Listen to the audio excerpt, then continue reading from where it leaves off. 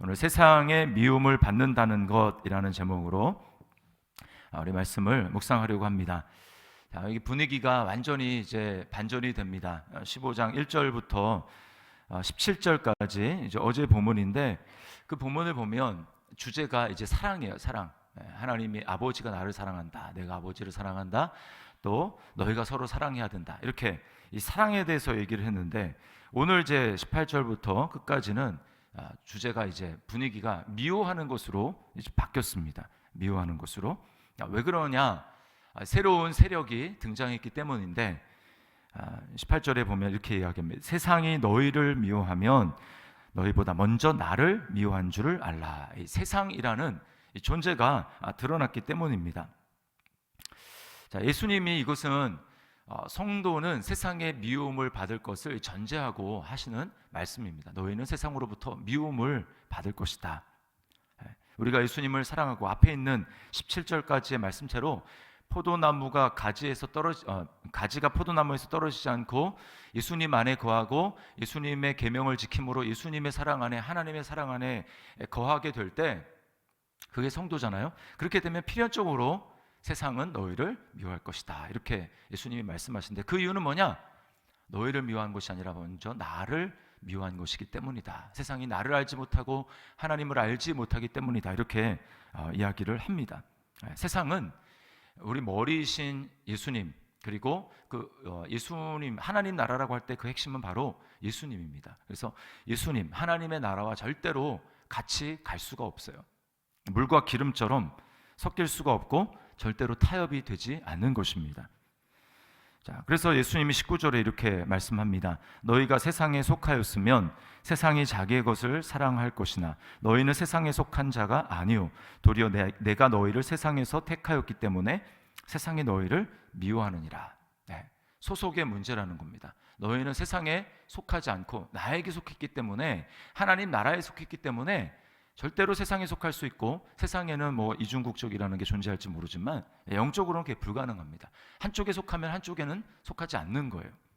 너희는 내게 속했기 때문에 그래서 세상이 너희를 이렇게 미워하게 될 것이다. 세상의 임금은 마귀입니다. 마귀. 그리고 하나님 나라의 왕은 누구십니까? 예수님이죠. 예수님. 그러니까 이 둘은 절대로 섞일 수가 없는 거예요. 그런데 마귀는 지금도 이제 사람들을 속입니다. 죄와 죽음이라는 것으로, 그리고 그것이 죄와 죽음으로 사람들을 올가매고 사람들을 두렵게 하는데, 정작 사람들로 하여금 죄에 대해서, 죽음에 대해서 직면하지 못하고 혼돈스럽게 하면서 결국은 사람들을 죽음으로 끌어갑니다. 마귀는 이 사실을 사람들에게 숨겨요. 그래서 사람들은 어떻습니까? 자신을 굉장히 괜찮은 존재라고 다들 생각을 합니다. 그래서 이것을 제일 알려주는 그 캐치프레이즈가 뭡니까? 내 안에 잠든 거인을 깨워라. 또 긍정의 힘.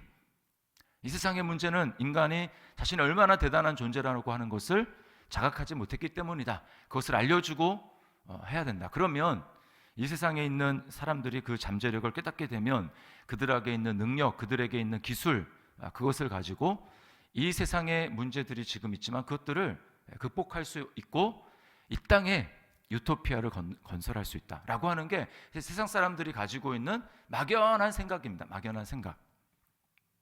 자신을 신뢰하고 세상을 신뢰하는 거예요. 이러한 속임수로 사람들이 과학과 기술, 심리학이 사람들의 마음을 사로잡습니다. 그래서 사람들의 눈을 가리는 거예요. 죽음에까지 가도 그때 깨닫는 사람이 있는 반면에 늦는 거죠. 죽음에 가서도 그 사실을 깨닫지 못합니다. 이것이 세상에 대해서, 사람들에 대해서 사단이 눈을 가려서 보지 못하고, 자기에 대해서 보지 못하고, 또 세상에 대해서 가림막을 쳐놓아서 세상을 있는 그대로 보지 못하게 만드는 거예요. 성경이 이것을 뭐라고 하느냐? 혼미케 하는 영이다 라고 말씀을 합니다. 혼미하게 해요. 고린도후서 4장 4절에 그 중에 이 세상의 신이 마귀입니다. 믿지 아니하는 자들의 마음을 혼미하게 하여 그리스도의 영광의 복음의 광채가 비치지 못하게 함이니 그리스도는 하나님의 형상이니라. 그리스도의 복음의 광채, 이게 진리 아닙니까? 진리가 사람들에게 비치지 못하는 이유가 뭐냐? 이 마귀가 혼미케 하는 영으로 사람들을 가려놓았기 때문입니다. 연막탄이 아주 심하게, 또 안개가 아주 심하게 되면 우리가 앞에 뭐가 있는지 알지 못하는 것처럼 영적으로 이런 일이 있다라는 거예요. 자, 그러나 예수님은 어떤 분이십니까? 예수님은 22절 말씀에 보면 이렇게 이야기하죠. 내가 와서 그들에게 말하지 아니하였더라면 죄가 없었으려니와 지금은 그 죄를 핑계할 수 없느니라. 예수님은 오셔서 그냥 팩폭을 하시는 겁니다. 팩폭을 하시는 거예요. 예수님 오셔서, 여기 본문에 나오지 않았지만 요한복음의 다른 곳에 보면 예수님 오셔서 뭐라고 합니까?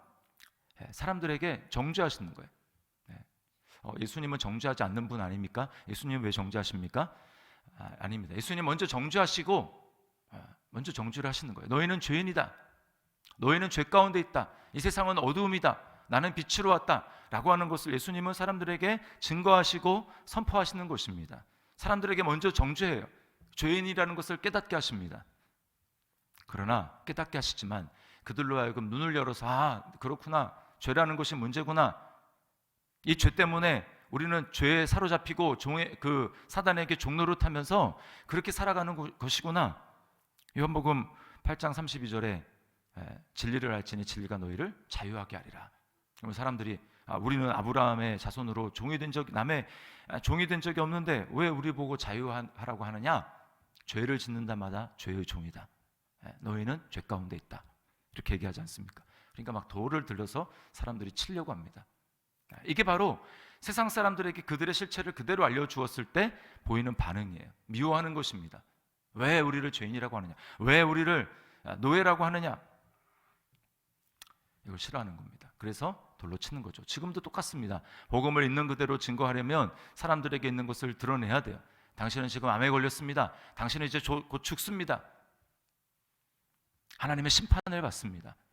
이야기를 하면 싫어하는 겁니다. 왜 내가 뭐가 부족해가지고 나를 그렇게 죄인이라고 얘기를 하느냐, 몹쓸 인간 취급을 하느냐 하면서 막 화를 내는 거예요. 왜? 자기는 존귀한 존재고 사랑받기 위해 태어난 존재고 그런 존재인데 그렇게 얘기를 하니까 기분이 나쁜 것입니다. 그러나 예수님이 그렇게 정죄하시는 데는 자신이 죄인이라는 것을 인정하고 내가 지금 죽을 병에 걸렸다는 것을 인정해야 의원을 인정하고 의사를 인정하고 내가 수술 받아야 되구나 아니면 죽는구나 라고 하는 것을 인정하고 그렇게 두 손 들고 나오기 때문에, 항복하기 때문에. 그러나 당신은 건강합니다, 아무 문제가 없습니다 라고 하면 어떻습니까? 진짜 그런 줄 알고 그러다가 죽는 겁니다. 예수님이 사람들에게 있는 그대로의 사실과 진리를 알리시는 이유는 딱 한 가지예요. 그들을 죽게 하려는 것이 아니라 그들을 살리시려는 것입니다. 그 정죄를 예수님이 당하시죠. 정죄하시고 예수님이 그 죄와 심판과 저주를 다 당하시고 주님이 십자가에서 죽으십니다. 그리고 말씀합니다. 이거를 인정하고 나를 믿어라. 너희 보고 그것을 감당하려고 하는 것이 아니라 내가 감당했으니 이것을 믿고 나에게 순종하고 따라오라. 돌이키고 나를 순종하고 따라오라 라고 주님이 말씀하시는 것입니다. 주님은 그래서 성경에 다 말씀하는 거 보십시오. 이 세상은 멸망한다. 이 세상은 심판을 받는다. 이 세상은 그래봐야 하나님의 시각으로 요한계시록에서 뭐라고 합니까? 이 세상은 바벨론인데 1시간 안에 멸망하였도다. 화로다 계속해서 나오지 않습니까? 그 실체를 그냥 적나라하게 보여주는 거예요. 그러니까 기분 나쁜 겁니다. 왜 우리가 살아가는 이 세상을 긍정하지 못하고 왜 그렇게 부정적으로 보고 그렇게 극단적으로 하느냐. 그 극단적으로 말하는 게 아니라 그게 실제이기 때문입니다. 실제이기 때문에. 하늘은 뜨거운 불에 녹아질 것이고 하나님 아버지께서 만물을 새롭게 하실 거예요. 우리 하나님 앞에 설 수 있는 이 의가 없으면 아무도 하나님 앞에 서지 못합니다. 이 세상이 심판을 받을 때 함께 심판을 받게 되는 거예요. 이것이 세상에 속한 자가 당할 운명이라는 것입니다. 이 세상 임금이 심판을 받는, 마귀가 심판을 받을 그때에 이 세상에 속한 모든 것들은 다 심판을 받는 거예요. 자, 그러나 우리는 어떤 존재입니까? 우리는 그거를 인정하고 받아들였습니다. 예수님을 믿었습니다. 그래서 우리는 사단의 나라에서 하나님의 나라로, 지옥에서 천국으로, 사망에서 생명으로, 어두움에서 빛으로, 죄인에서 의인으로, 종에서 자녀로 우리의 신분이, 우리 정체성이 영원히 바뀐 존재예요. 우리는 이미 다시는 돌아갈 수 없는 그 다리를 건넌 사람들입니다. 그러므로 어떻게 해야 됩니까? 우리가 어느 편에 서야 되겠습니까? 주님은 우리를 향해서 너희는 세상에 속한 자가 아니라고 말씀하시는데 우리가 굳이 세상에 속한 것들을 따라하고 세상에 속한 사람들처럼 따라가면 되겠습니까? 안 되죠.